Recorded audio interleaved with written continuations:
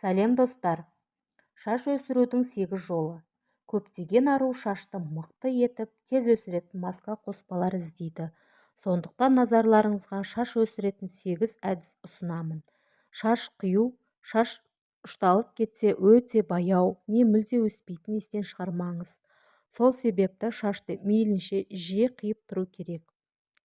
Кептіргіш, түзеткіш, стайлер, бүйралағыштар шашты құрғатып жібереді.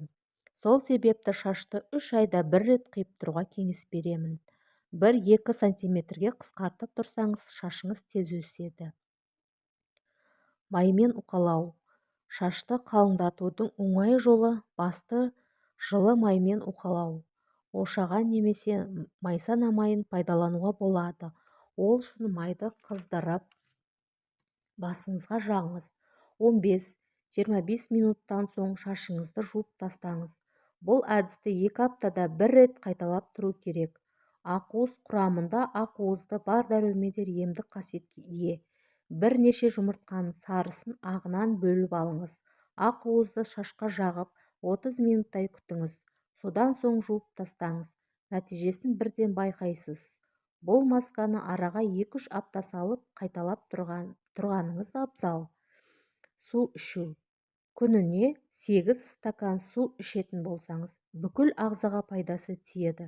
Шашыңыз тезірек өсе бастайды.